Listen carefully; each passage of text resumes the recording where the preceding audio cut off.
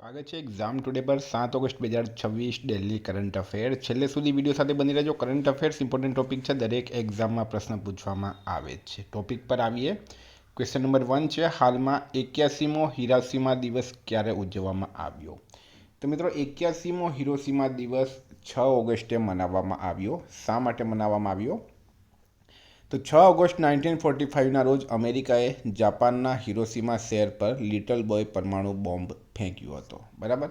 અને એની યાદમાં anti nuclear day તરીકે પણ એને ઓળખવામાં આવે છે। જાપાનમાં દ્વિતીય વિશ્વયુદ્ધ જે થયો હતો, બીજું વિશ્વયુદ્ધ, બરાબર, અમેરિકાએ જાપાનના બે શહેર હિરોશિમા અને નાગાસાકી પર ફર્સ્ટ ટાઈમ પરમાણુ બોમ્બ ફેંક્યા હતા અને આજે પણ એની અસર દેખાય છે। હાલમાં bringing the cheetah back to India પુસ્તક કોણે લખ્યું? તો તમને ખ્યાલ હશે, ભાજપ સરકાર આવ્યા પછી ચિત્તાઓને સાઉથ આફ્રિકા, બીજું નામીબિયા, બરાબર, એટલે કે આફ્રિકન કન્ટ્રીઝમાંથી ભારત લાવવામાં આવ્યા હતા। તો એના પર એક પુસ્તક લખવામાં આવ્યું છે, bringing the cheetah back to India. એના લેખક છે પ્રશાંત અગ્રવાલ। હાલમાં પદ્મશ્રી પુરસ્કાર વિજેતા કૈલાશ ચંદ્ર પંતનું અવસાન થયું છે, તેઓ કોણ હતા?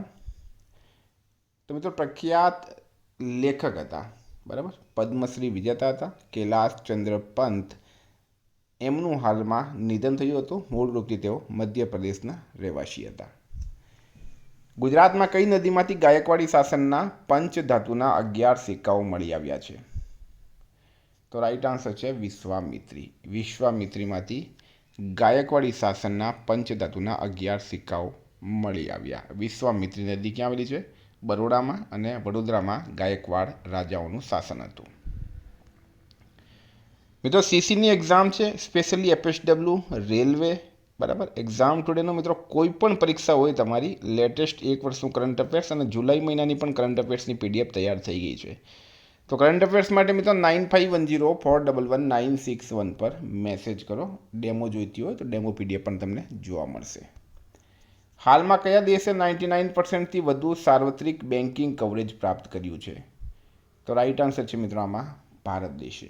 ભારતે 99%થી વધુ, લગભગ 99.9% ગામડાઓને બેન્કિંગ સુવિધા સાથે આવરી લીધા છે।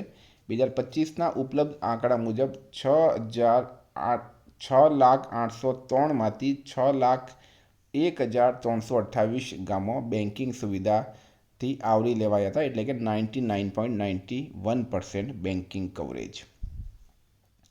હાલમાં કયા ભારતીય બેડમિન્ટન ખેલાડીને 9મું સ્થાન મળ્યું છે?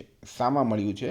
તો BWF વર્લ્ડ બેડમિન્ટન ચેમ્પિયનશિપ 2026 માટે ભારતીય બેડમિન્ટન ખેલાડી પીવી સંધુ, બરાબર, એમને 9મું સીડિંગ મળ્યું છે। આ ચેમ્પિયનશિપ નવી દિલ્હીમાં યોજાવાની છે।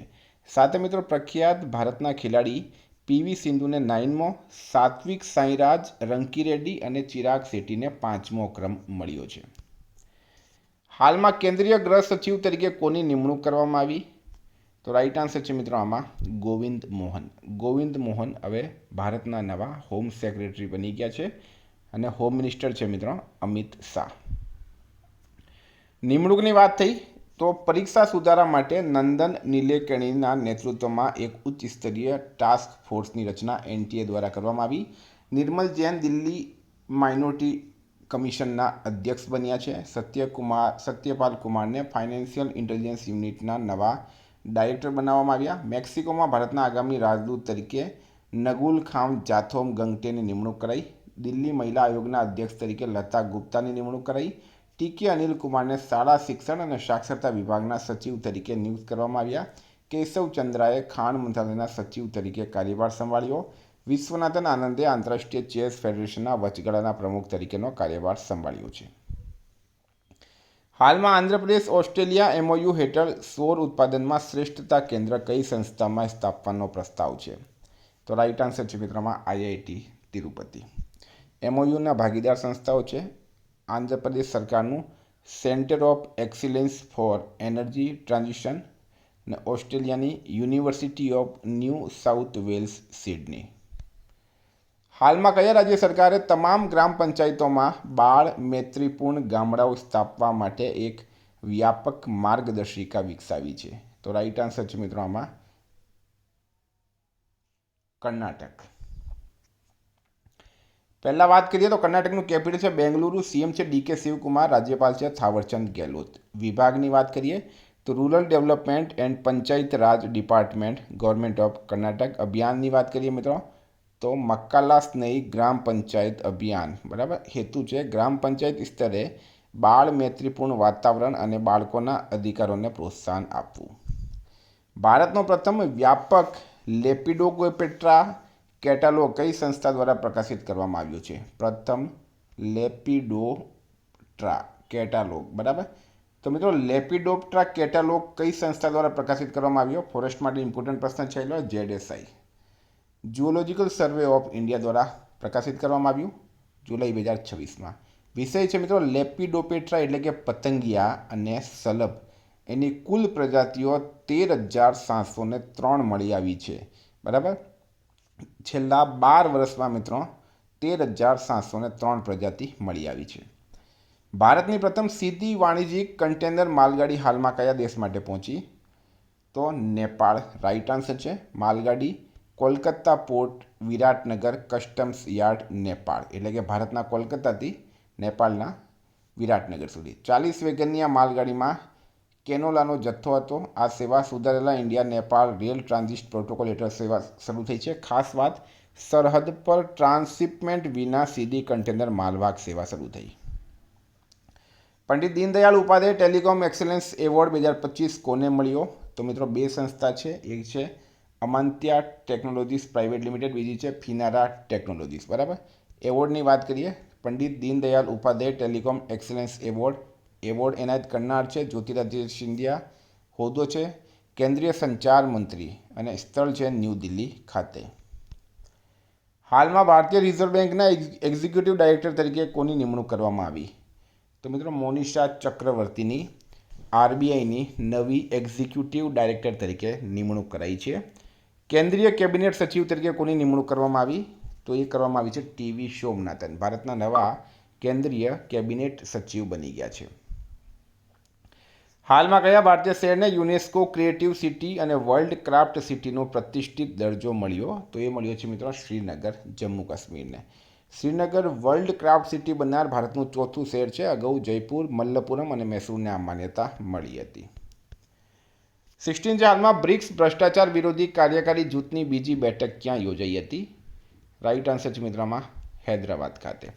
તારીખ છે 4-5 ઓગસ્ટ 2026. યજમાન છે ભારત બ્રિક્સ અધ્યક્ષ તરીકે. આયોજક છે department of personal and training. મુખ્ય મુદ્દા છે સરહદ પાર ભ્રષ્ટાચાર, ગેરકાયદેસર સંપત્તિની વસૂલાત, ફરાર આરોપીઓની શોધ. તો મિત્રો આ હતા કરંટ અફેર્સના પ્રશ્નો. વાત કરી લઈએ રિવિઝનની. 6 ઓગસ્ટ 2026 આપણે આવી ગયા છે રિવિઝન પર. મિત્રો ટેલિગ્રામમાં જોડાઈ જજો. ટેલિગ્રામની લિંક નીચે આપેલી છે, ત્યાં તમને આ PDF મળી જશે. હાલમાં આંતરરાષ્ટ્રીય ટ્રાફિક લાઇટ દિવસ ક્યારે ઉજવવામાં આવ્યો? 5 ઓગસ્ટે. કોણે સૌથી ઝડપી અંગ્રેજી મૂળાક્ષર એટલે કે A to Z 9.15 સેકન્ડમાં લખવાનો ઇન્ટરનેશનલ બુક ઓફ રેકોર્ડ બનાવ્યો? રવિકુમારે. કે જમુના રાનીનું નિધન થયું છે, તેઓ કોણ હતી મિત્રો? એ ગાયિકા હતી. રાજ્ય સરકારના બોર્ડ કોર્પોરેશનને 2 હેક્ટર સુધીની જમીન ફાળવણી માટે કલેક્ટરશ્રીને નવી નાણાકીય સત્તા મર્યાદા કેટલી કરવામાં આવી છે? 1 કરોડ રૂપિયા. હાલમાં કયા દેશે આંતરરાષ્ટ્રીય ક્લાઉડેડ ચિત્તા દિવસ પર ક્લાઉડેડ ચિત્તાના સંરક્ષણ માટે એક કાર્ય યોજના શરૂ કરી? ભારત. રાઈટ આન્સર છે. ઈરાનમાં ભારતના રાજદૂત તરીકે કોની નિમણૂક કરવામાં આવી છે? વિશ્વેશ નેગીની. હાલમાં ભારતનો પ્રથમ ઉદ્યોગ academia nuclear technology orientation programme અનુજ્ઞાન કઈ સંસ્થામાં શરૂ કરવામાં આવ્યો? IIT હૈદરાબાદ. સૌથી વધુ મૃતક અંગદાતાઓ માટે શ્રેષ્ઠ રાજ્યનો રાષ્ટ્રીય પુરસ્કાર કોને એનાયત કરવામાં આવ્યો? તમિલનાડુને. ગુજરાતના માંજલપુર વિધાનસભાની પેટા ચૂંટણીમાં કઈ પાર્ટીનો વિજય થયો? BJPનો. વંદે માતરમના અપમાન પર કેટલા વર્ષની સજાની જોગવાઈ છે? 3 વર્ષ. કયા દેશે લિન્ડસે ગ્રેમ સેંક્શનિંગ રશિયા અને ઈરાન એક્ટને આગળ વધારવા માટે મતદાન કર્યું? અમેરિકા. રાઈટ આન્સર છે. કોમનવેલ્થ ગેમ્સ 2026માં ભારત કયા સ્થાને રહ્યું? 4થા સ્થાને. 22મી કોમનવેલ્થ ટેબલ ટેનિસ ચેમ્પિયનશિપમાં પુરુષોના સિંગલ્સનો ગોલ્ડ મેડલ કોણે જીત્યો? અંકુર ભટ્ટાચાર્યજી. હાલમાં કોસપાર વિક્રમ સારાભાઈ મેડલ જીતનાર પ્રથમ ભારતીય મહિલા કોણ બની? અન્નપૂર્ણા સુબ્રમણ્યમ. દક્ષિણ ભારતના પ્રથમ સેમિકન્ડક્ટર ચિપ યુનિટનું ઉદ્ઘાટન ક્યાં કરવામાં આવ્યું? આંધ્રપ્રદેશ ખાતે.